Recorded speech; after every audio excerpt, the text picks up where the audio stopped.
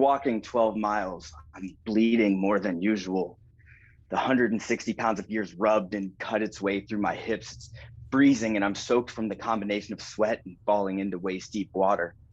I'm comforted by the fact that I'm numb enough to put it out of my mind.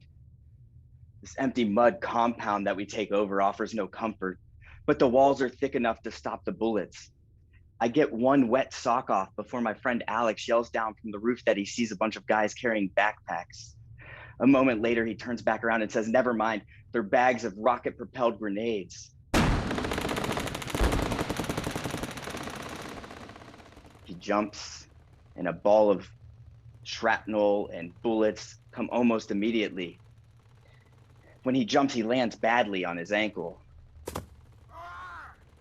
My fellow platoon members begin running to the openings of our compound to throw grenades. It's our first reaction in an attempt to push the enemy back.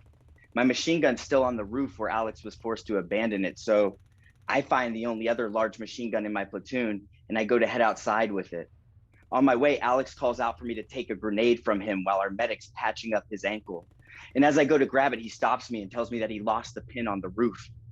This leaves us slowly replacing his thumb with my thumb to prevent the initiation of the 4 to 5 second timer that would be followed by a 5-meter kill radius explosion.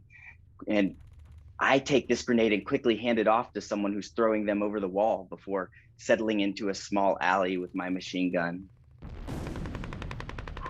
The hail of bullets continues while I fire back at every position that I would choose to attack from.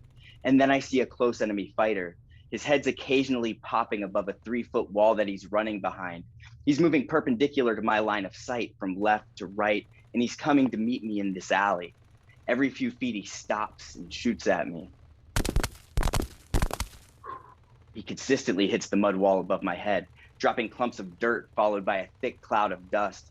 It feels like every other breath I take's cut short by the dirt that I'm drawing into my lungs, but I can't move. I can see his dark hair and I admire him for his willingness to meet me. I'm nervous, but I'm thinking clearly and quickly. His wall ends at my alley before reaching the buildings connected to our compound. He knows where I am, and he knows that I'm alone at this corner. If I were him, I would stick my AK-47 around that corner and spray this small alley. Hitting me across that 40 feet would be almost guaranteed. I line my sights on the lower third of that 3-foot wall.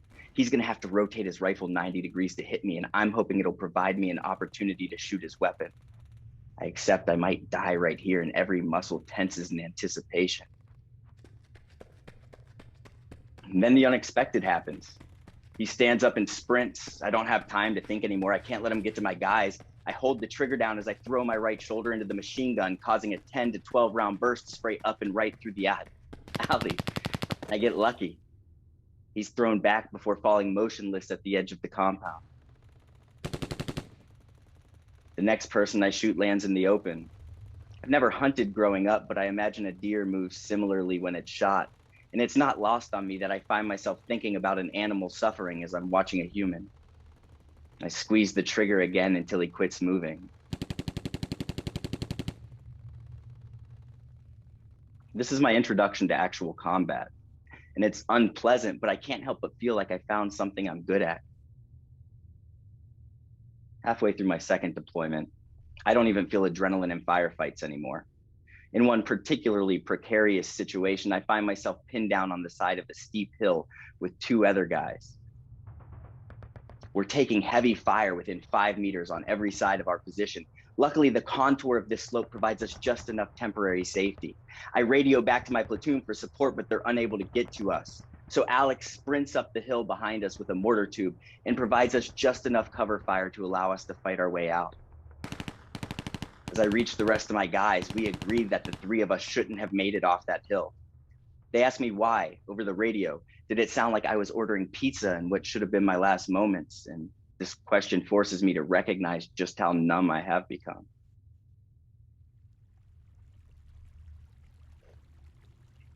A few years later, and back in Afghanistan for a 3rd time, I'm kneeling next to a stream when I'm thrown onto my right side by a loud gray blast. We've already lost 2 guys.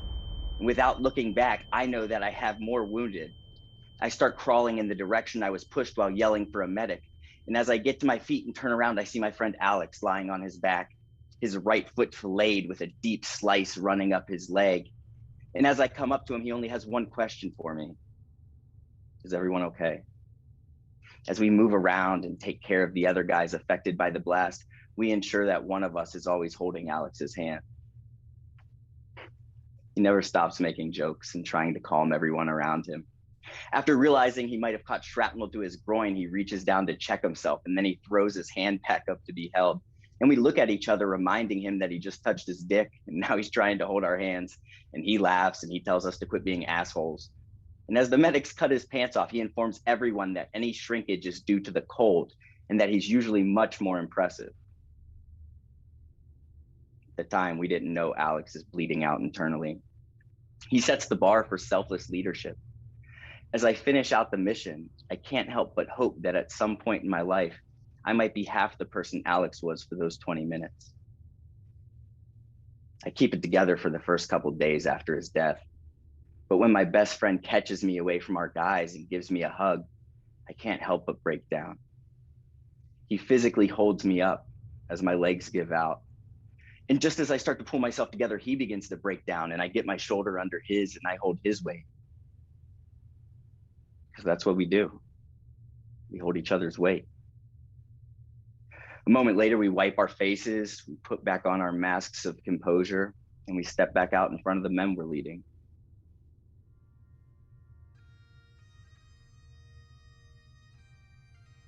Standing in formation at his memorial, I'm in the front right corner with all of my men to my left and behind me.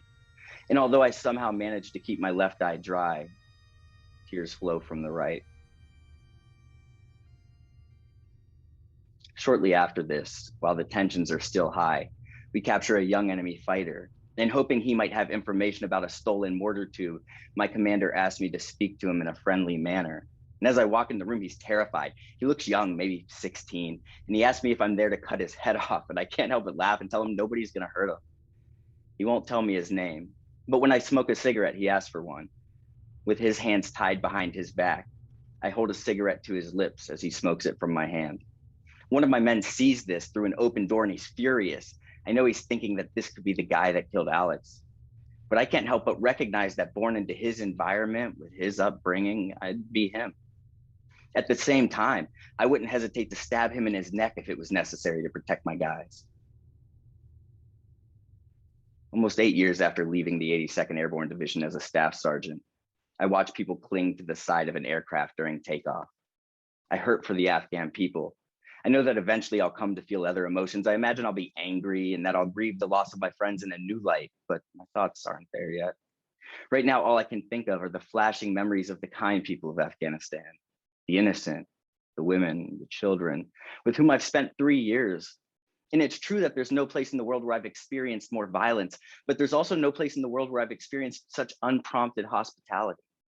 On more occasions than I can remember, someone would walk out of their house and set a cup of tea next to me and my machine gun, or my truck, or my squad. Whenever I think of the Afghan people, my first memory is of their kindness, and I hope to return and repay it one day.